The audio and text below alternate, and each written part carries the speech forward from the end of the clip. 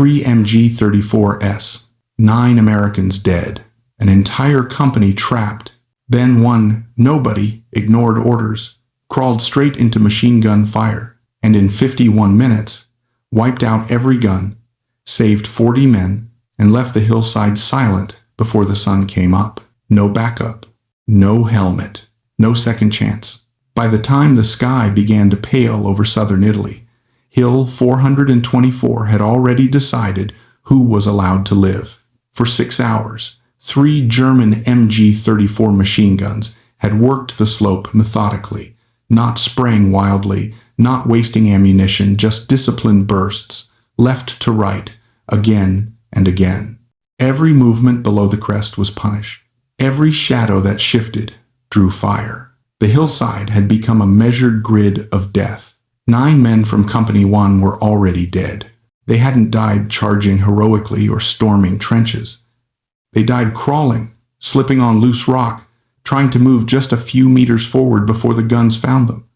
Some never even saw the enemy. Others heard the weapon before they felt it, an abrupt tearing sound, sharp and mechanical, followed by silence that meant someone nearby wasn't breathing anymore. The survivors were pinned flat against volcanic stone, faces pressed into the dirt, afraid to lift their heads high enough to see where the bullets were coming from.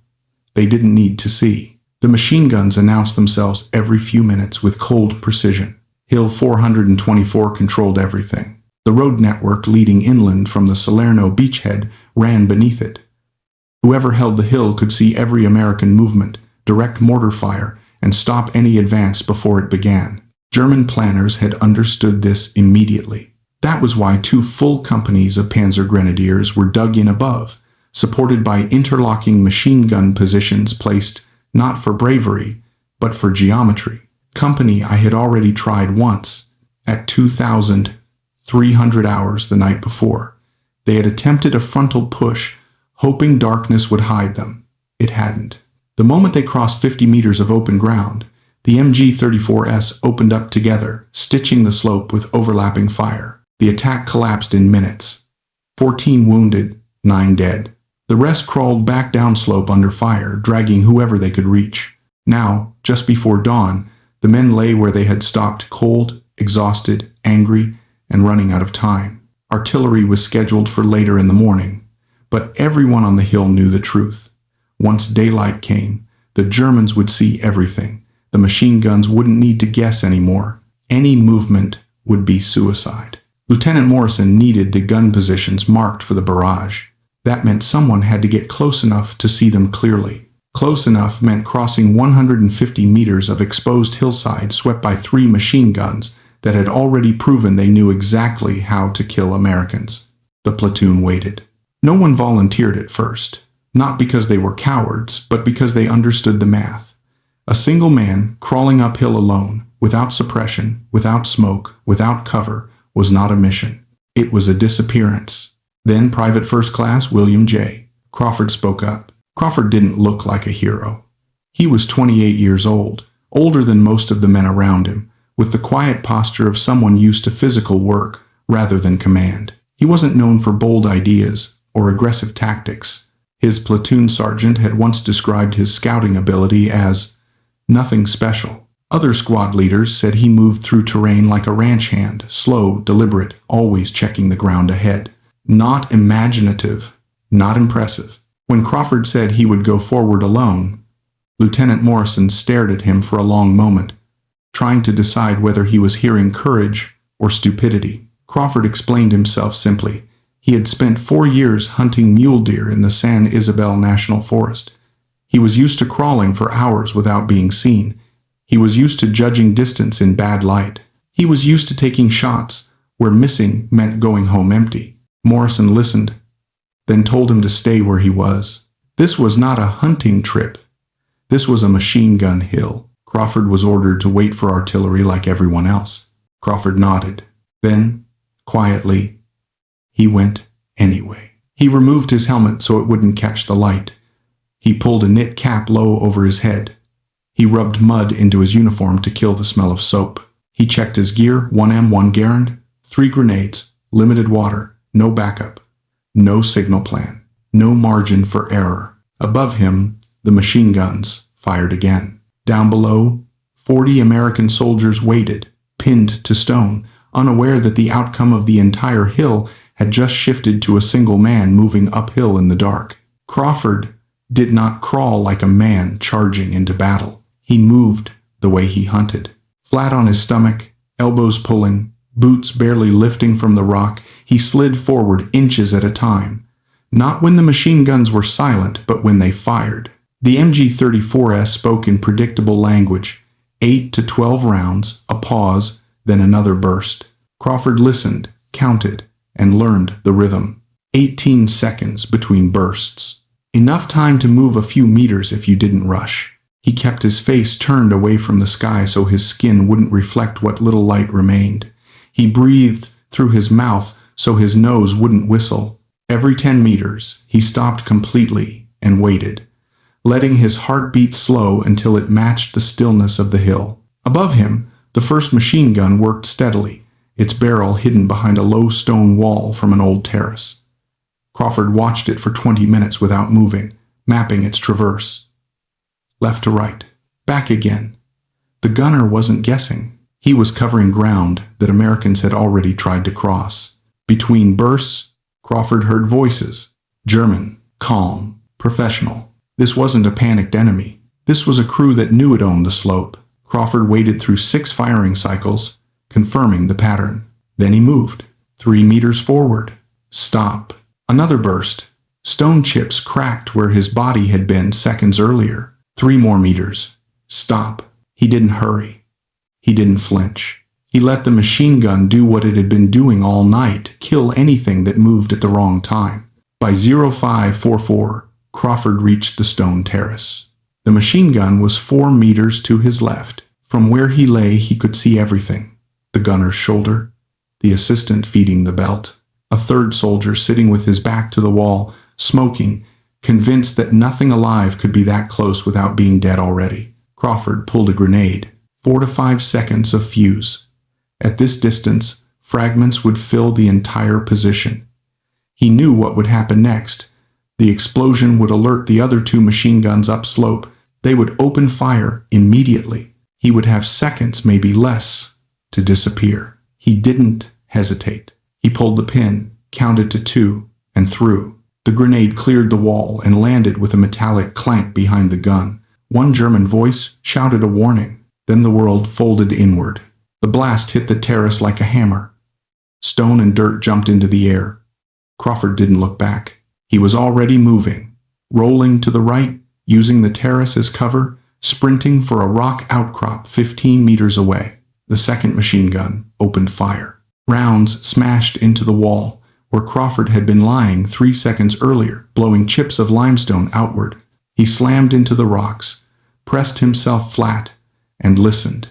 The sound came from upslope and left, farther away. He couldn't see the position yet, but he didn't need to. Direction and distance were enough. The sky was changing now. Gray light was bleeding into the darkness. He had maybe 20 minutes before concealment vanished completely. The hill was waking up. Crawford began climbing again, not straight toward the second gun, but diagonally, staying beneath its line of fire. The hillside was cut into narrow terraces built by farmers centuries earlier. He used them like steps, pulling himself over stone lips, crawling across strips of dirt, vanishing each time the gun fired downslope at the pinned Americans below. The German crew still hadn't seen him. They were firing at ghosts. At 0552, Crawford reached a point 40 meters below the second machine gun. He could see it clearly now, sandbags piled around a shallow depression, the barrel aimed downhill, the crew's backs exposed to anyone coming from below. He reached for his second grenade. Then he saw the third gun, higher, 50 meters upslope. Silent, waiting, insurance. If he destroyed the second gun, the third would kill him the moment he moved. If he went for the third first, the second would cut him down before he reached cover. For the first time since leaving the company perimeter, Crawford stopped moving completely. The hill was no longer a puzzle of patience.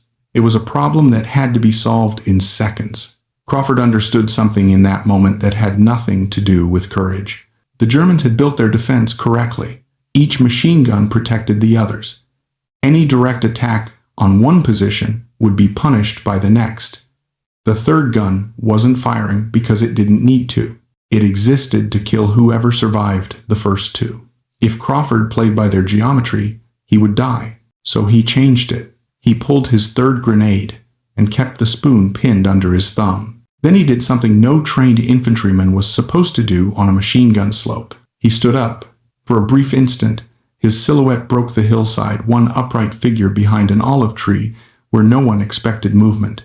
He didn't look dramatic. He looked exposed, vulnerable, exactly what the Germans would react to. He threw. The grenade arced toward the second machine gun position and fell short, striking rock 3 meters in front of the sandbags. It detonated instantly, blasting dirt, stone, and fragments forward into the crew. One German was thrown backward. Another disappeared from sight. Crawford didn't wait to see more. He ran uphill, 25 meters in 6 seconds, boots sliding on loose stone, lungs burning as the third machine gun finally woke up. The MG34 opened fire with a long, blind burst. Smashing into the terrace Crawford had just dove behind, stone exploding inches above his head. He pressed flat and waited.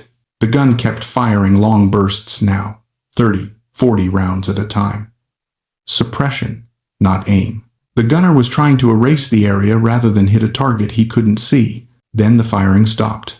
Crawford heard shouting in German. The metallic sound of a belt being handled. Reloading. He moved instantly. He vaulted the terrace, sprinted uphill, and closed 15 meters before the gun roared back to life. Rounds snapped past him as he dove behind a boulder. He was close now, too close for the machine gun to be comfortable, too close for its advantage to matter. He had no grenades left, only his rifle. 8 rounds in the clip. The MG34 position was dug in well, sandbags, overhead cover. Rifle fire couldn't penetrate it. Crawford didn't need to destroy the gun. He needed the men to leave it. He raised the Garand and fired 1 round high, letting it crack over the position instead of into it. The machine gun stopped firing immediately. Silence. Crawford waited. 30 seconds passed. Then a helmet rose at the right edge of the sandbags, just head and shoulders, cautious, scanning for the threat. Crawford fired. The man dropped out of sight. The machine gun exploded back to life, raking the rocks where Crawford had been. He rolled left, moved 5 meters, found new cover. Another helmet appeared, this time on the left. Crawford fired again. That man fell too. The gun went silent. Now he heard boots on stone. 2 German soldiers were leaving the position, trying to flank him, moving cautiously through the rocks. They thought the danger was static. They thought he was pinned. Crawford stayed low and let them come. At 15 meters, he rose and fired 4 rounds in rapid succession. Both men collapsed before they understood what they had walked into. The hillside went quiet. No machine gun fire, no shouting, only the sound of Crawford's breathing and the wind moving through the olive trees. He ejected the empty clip, reloaded, and moved forward. The third machine gun position was empty. The defense had collapsed not because of numbers, not because of firepower, but because one man had stepped inside it and refused to play by its rules. Below him, Company I was beginning to move.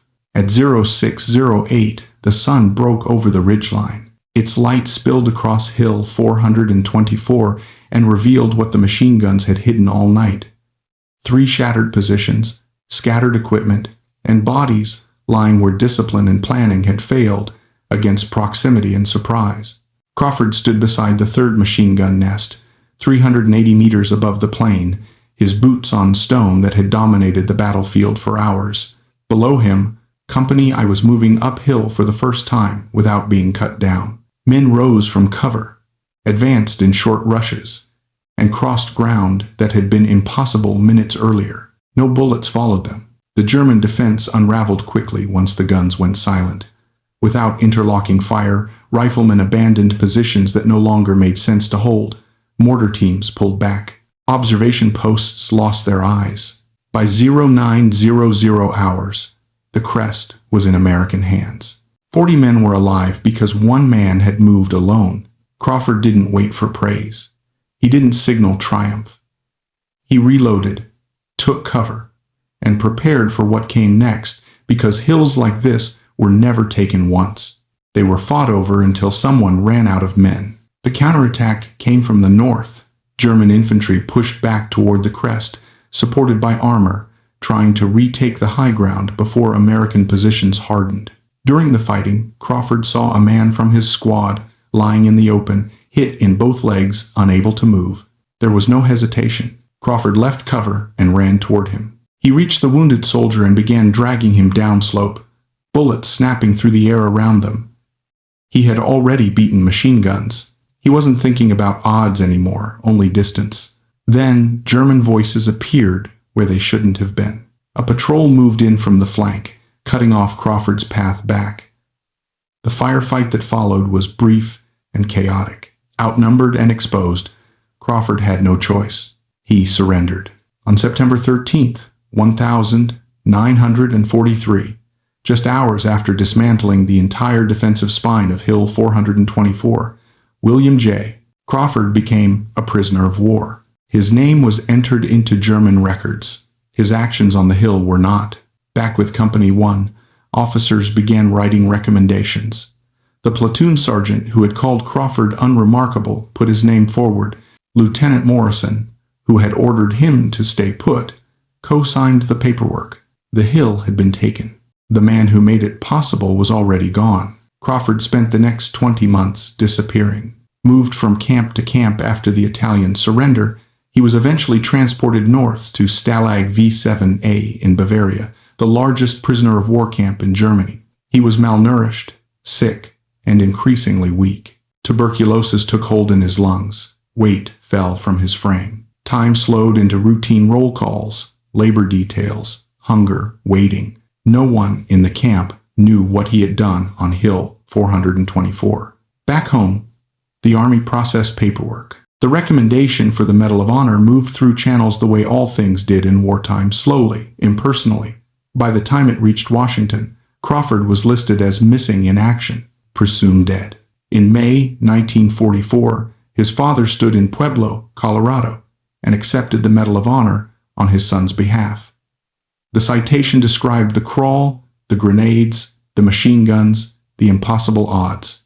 The medal was framed and placed on a mantle for a man believed to be buried somewhere in Europe. Crawford was still alive. He was liberated in April 1945 when American forces overran Stalag 7A. He returned home weighing 58 kilograms, lungs scarred, body damaged beyond repair. The Army hospitalized him, then discharged him. He did not talk about Italy. He did not talk about the camps. He married a nurse, took small jobs, re-enlisted not as a soldier, but as a worker.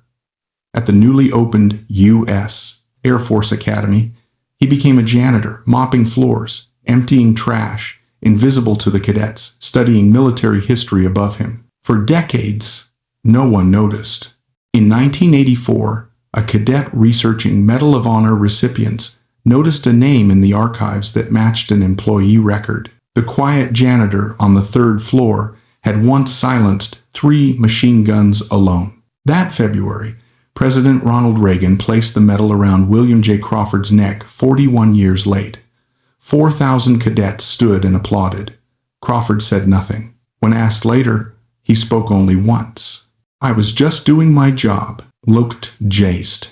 Crawford died in 2000. Flags in Colorado flew at half-staff. The hill he fought over changed hands again and again. Its tactical value lasted days.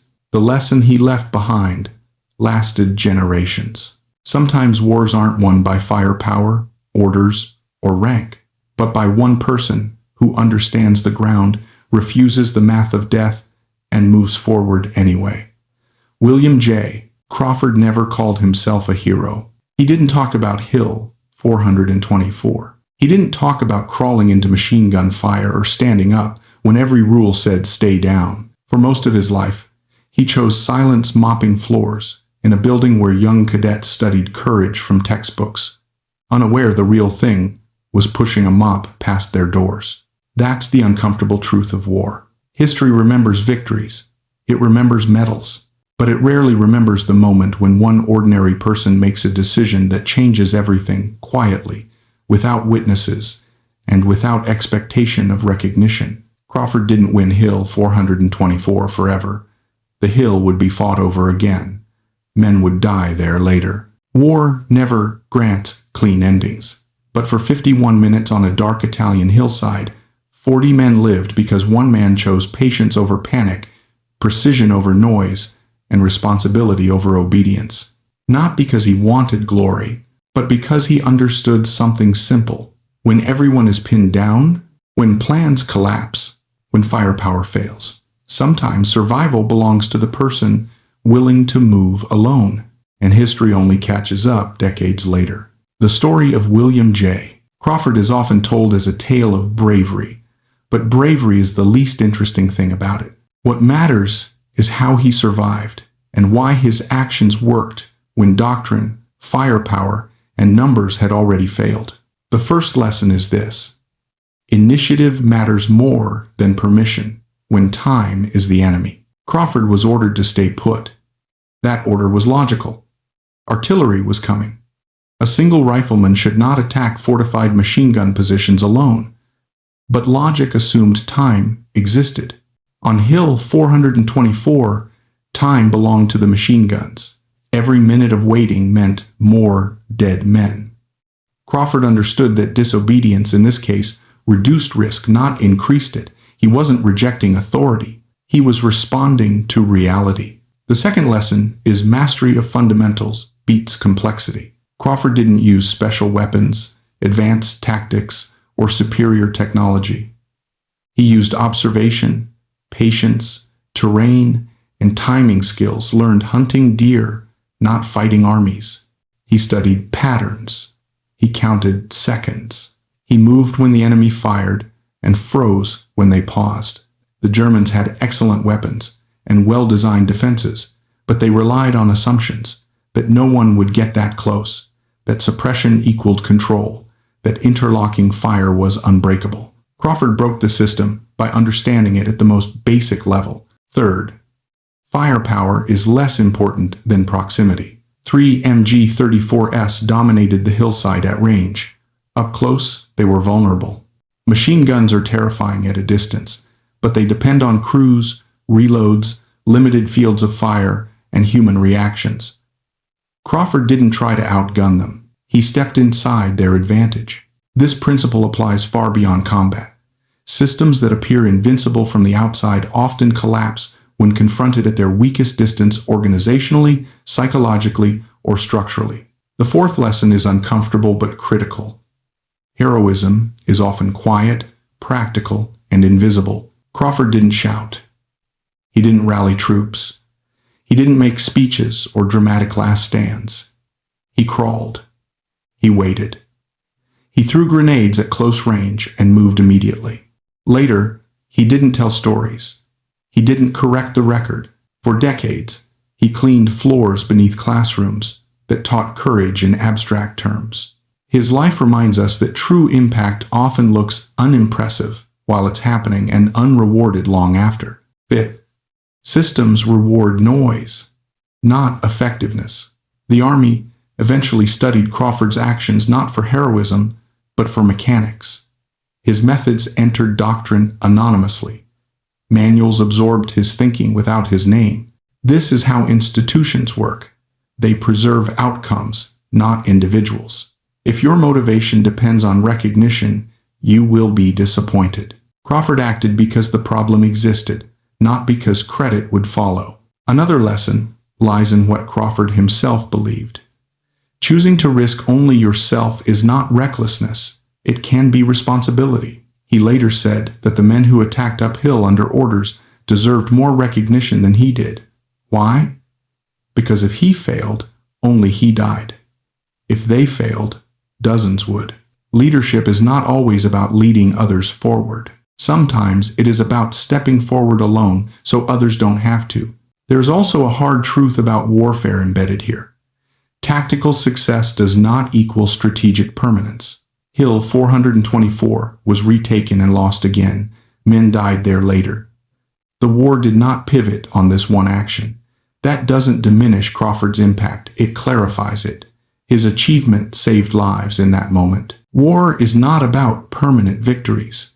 It is about temporary windows where fewer people die. That is often the best outcome available. Finally, Crawford's story teaches us something broader about human limits. Most barriers are systems, not walls. The German defense was designed to stop units, formations, assaults. It was not designed to stop one patient individual who refused to behave as expected. The same is true in life. Systems fail when confronted by people who understand them deeply enough to step outside their assumptions. Crawford was not faster, not stronger, not better armed. He was simply more deliberate than the situation expected him to be. And sometimes that is enough to change everything for 51 minutes, for 40 lives, and for lessons that outlast the hill itself. Another lesson from Hill 424 is this: experience transfers. Labels do not.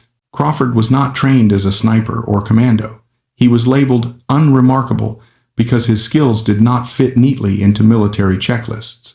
Yet the skills that mattered most, patience, terrain reading, discipline under stillness, came from civilian life. Institutions often underestimate people whose competence was built elsewhere. Crawford reminds us that ability does not disappear simply because it was learned outside formal systems. There is also a lesson about tempo. Modern thinking often equates speed with effectiveness. Move fast, strike hard, overwhelm the enemy.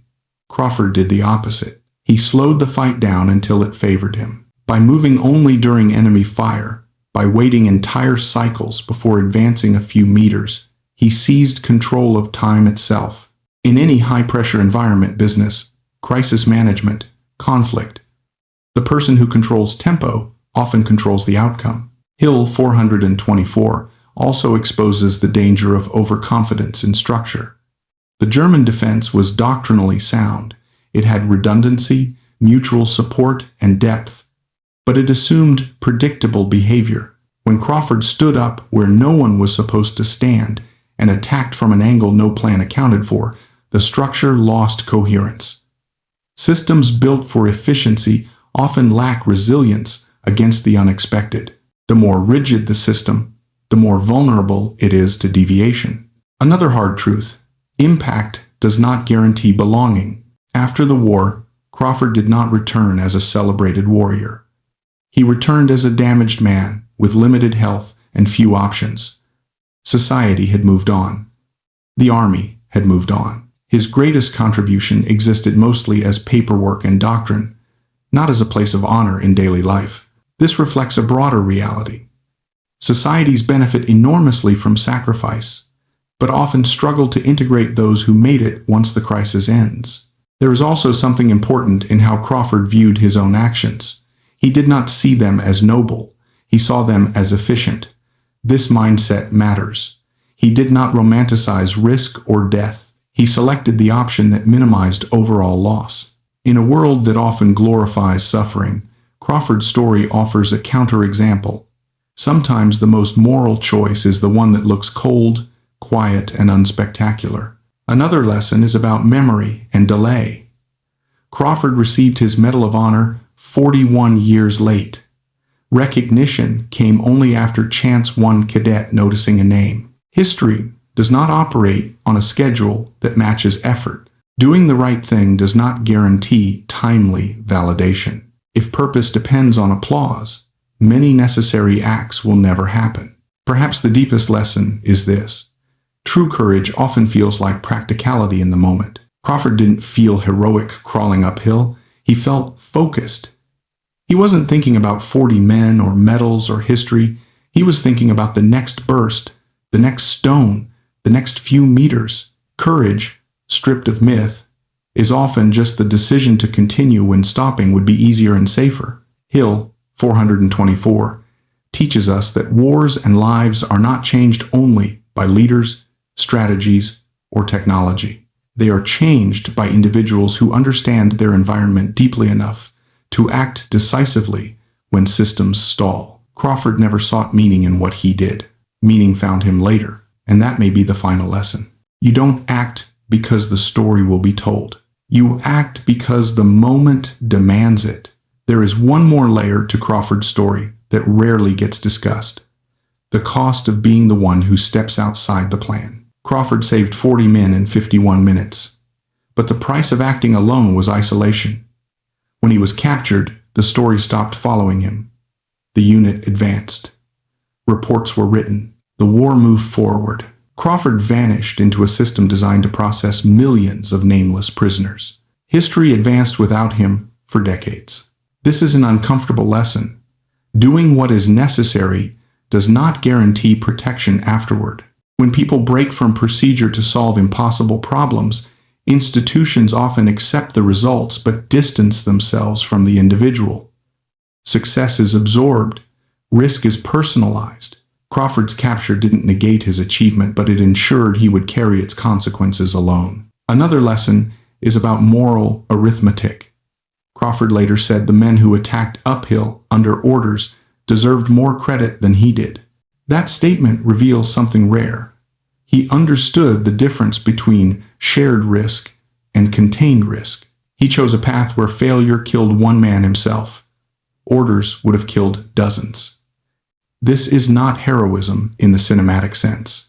It is ethical calculation under pressure. In leadership, this distinction matters. True responsibility often means absorbing danger so others don't have to. The world tends to praise leaders who send people forward. It rarely notices those who step forward instead. Hill 424 also teaches us about why small unit initiative terrifies rigid systems. The German defense failed not because it was weak, but because it was optimized. Optimized systems are efficient but brittle. They expect inputs to behave correctly. Crawford was an incorrect input. He violated assumptions. He moved when no one should move. He appeared where no one should exist. Once that happened, the entire structure unraveled faster than it could adapt. This principle applies everywhere. Bureaucracies, corporations, and even social norms collapse not under frontal assault, but when confronted by individuals who don't behave as expected and understand the system better than those enforcing it. There is also a lesson in delayed recognition that goes beyond injustice. Crawford's medal arrived 41 years late, not because people were malicious, but because large systems are blind to quiet excellence. They notice patterns, ranks, reports, not silence. If Crawford had died on the hill, his story would have been neat, tragic, complete. Because he lived, his story became inconvenient. Living heroes complicate narratives. They age. They get sick. They take janitorial jobs. They don't match the image people want to celebrate. So history waited until it was forced to confront him. Finally, Crawford's life after the war teaches us something sobering about meaning. Extraordinary moments do not exempt anyone from ordinary life. After Hill 424, Crawford still had to wake up, work, breathe with damaged lungs, and live quietly. The world did not rearrange itself around his courage. This does not diminish his act, it grounds it. It reminds us that significance is not measured by how long applause lasts, but by what changes while no one is watching. Crawford changed one hill for 1 hour. That hour saved lives. Those lives echoed forward into families, futures, and stories never written. And maybe that is the final truth Hill 424 leaves behind. Not all victories are meant to be permanent. Some exist only long enough to let others live, and that is enough. What one quiet soldier teaches us about courage, systems, and responsibility. History usually explains war through numbers. Divisions advanced, armies retreated, casualties mounted, territory changed hands. When we talk about World War II, we often default to scale millions of men, thousands of tanks, oceans crossed, cities destroyed. But Hill 424 reminds us of something uncomfortable. Wars are also decided in moments so small that history almost misses them. For 51 minutes on a hillside in Italy, the fate of 40 men depends not on doctrine, not on artillery schedules, not on command structures, but on the judgment of one individual operating completely alone. William J. Crawford's story is not important because it is rare. It is important because it reveals how fragile systems become when reality refuses to cooperate. Courage is not loud. Popular culture teaches us that courage looks explosive. It is shouting over gunfire, charging forward, last stands, flags planted in smoke. Courage, we are told, announces itself. Crawford's courage did the opposite. It's hidden, it waited, it crawled inches at a time. There was no speech before he moved uphill, no dramatic farewell. He didn't even tell anyone he was going. His courage expressed itself as restraint, the discipline to wait through 6 machine gun cycles instead of rushing, the patience to move only when the enemy fired, the control to remain invisible when every instinct demanded speed. This kind of courage is uncomfortable because it does not look heroic while it is happening. It looks slow, it looks cautious, it looks almost timid, but it is often the most effective form in life, as in war. The people who change outcomes are rarely the loudest in the room. They are the ones who understand timing better than emotion. Initiative exists where systems fail. The German defense on Hill 424 was not sloppy. It was well designed. 3 machine guns, interlocking fire, redundancy, mutual support, observation from high ground. On paper, it was exactly how a defensive position should be built. The American plan was also sound: locate positions, call artillery, advance afterward. The problem was time. Every minute of waiting meant another body on the slope.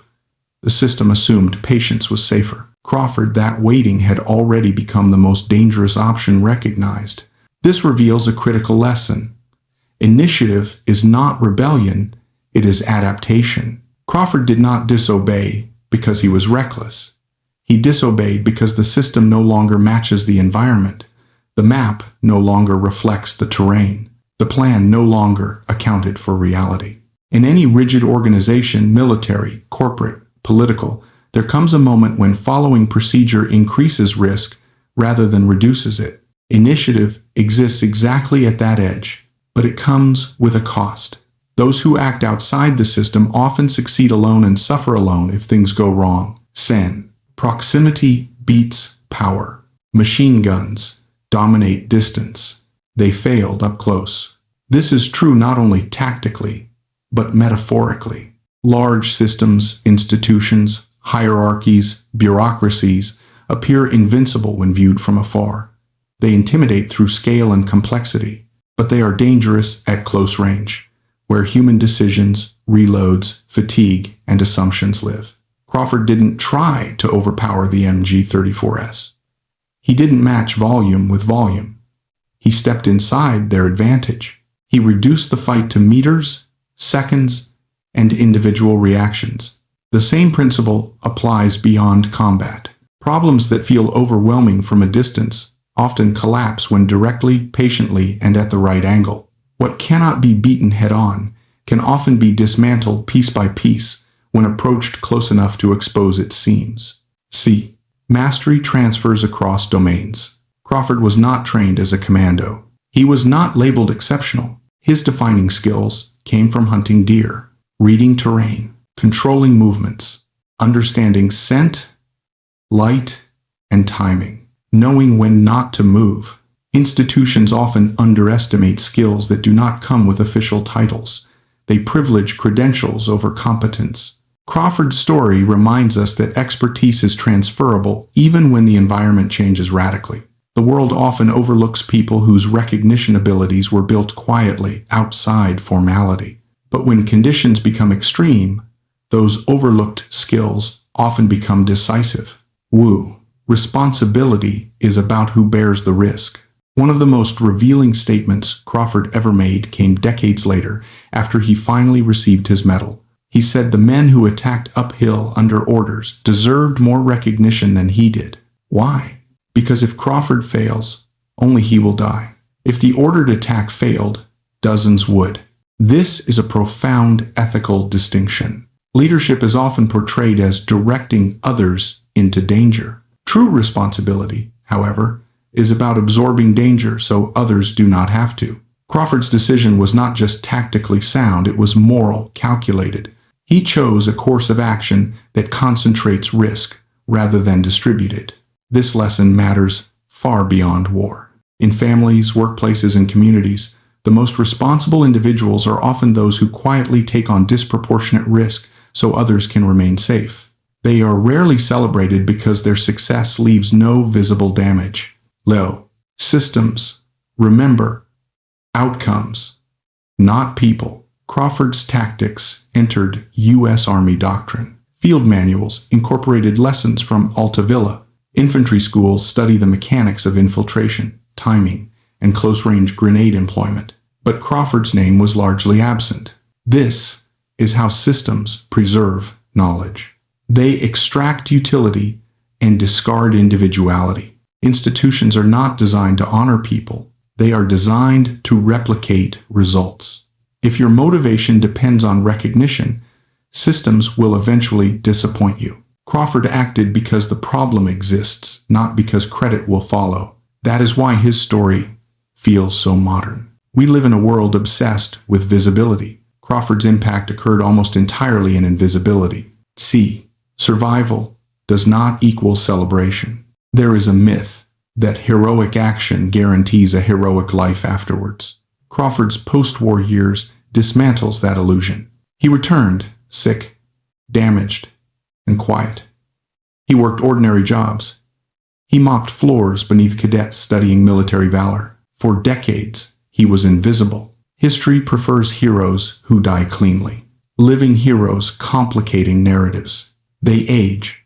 They struggle. They don't fit the image. Crawford's delayed recognition was not cruel, it was uncomfortable. The system did not know what to do with a man whose greatest moment had passed quietly and left no spectacle behind. This teaches a sobering lesson. Meaning does not protect you from ordinariness. Extraordinary moments do not exempt anyone from daily life. Tactical success is temporary. Impact is not.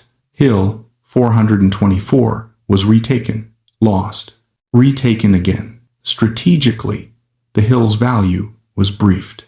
The war did not turn on Crawford's actions, but 40 men lived.